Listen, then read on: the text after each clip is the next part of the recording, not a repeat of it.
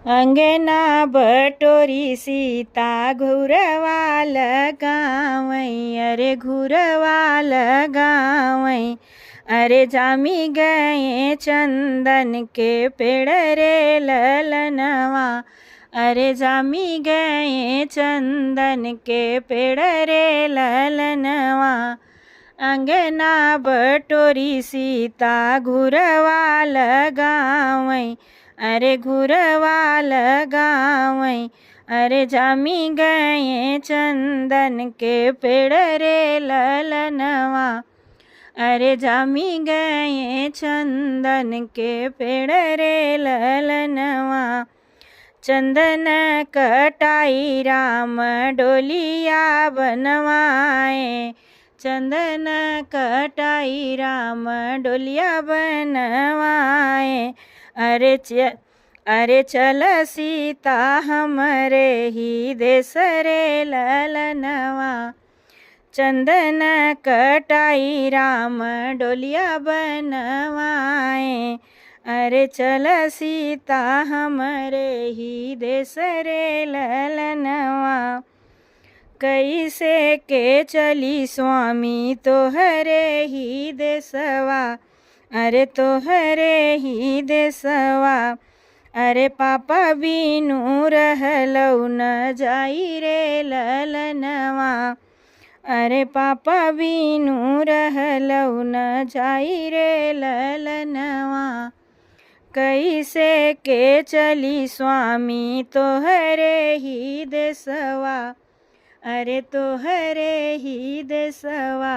अरे पापा बिनु रहलौ न जाई रे ललनवा। हमरे ही पापा, हमरे पापा के सीता बाबा बोलाऊ, अरे अपन पापा दिहु बिसराई रे ललनवा। हमरे ही पापा के पापा गोहराऊ, अरे पापा बोलाऊ।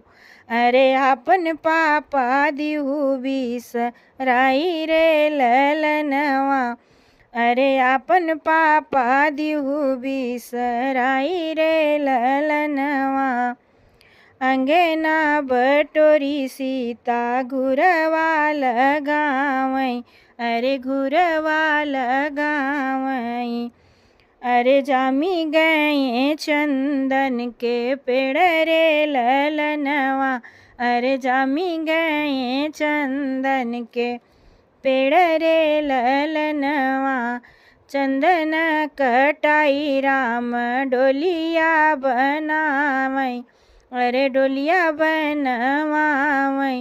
अरे चल सीता हमरे ही देश रे ललनवा, अरे चल सीता हमरे ही देश रे ललनवा। कैसे के चली स्वामी तोहरे ही देसवा, अरे तोहरे ही देसवा। अरे चाचा बिनु रहलौ न जाई रे ललनवा, अरे चाचा बिनु रहलौ न जाई रे ललनवा। कैसे के चली स्वामी तोहरे ही देसवा, अरे चाचा बिनु रहलौ न जाई रे ललनवा। अंगना बटोरी सीता घुरवा लगावई, अरे घुरवा लगावई। अरे जामी गए चंदन के पेड़ रे ललनवा, अरे जामी गए चंदन के पेड़ रे ललनवा। चंदन कटाई राम डोलिया बनवाए, अरे चंदन कटाई राम डोलिया बनवाए। अरे चल सीता हमरे ही देश रे ललनवा, अरे चल सीता हमरे ही देश रे ललनवा। कैसे के चली स्वामी तोहरे ही देसवा, अरे तोहरे ही देसवा। अरे भैया बिनु रहलौ न जाई रे ललनवा, अरे भैया बिनु रहलौ न जाई रे ललनवा। कैसे के चली स्वामी तोहरे ही देसवा, अरे तोहरे ही देसवा। अरे भैया बिनु रहलौ न जाई रे ललनवा, अरे भैया बिनु रहलौ न जाई रे ललनवा। अंगना बटोरी सीता घुरवा लगावै, अरे घुरवा लगावै। अरे जामी गए चंदन के पेड़ रे ललनवा, अरे जामी गए चंदन के पेड़ रे ललनवा।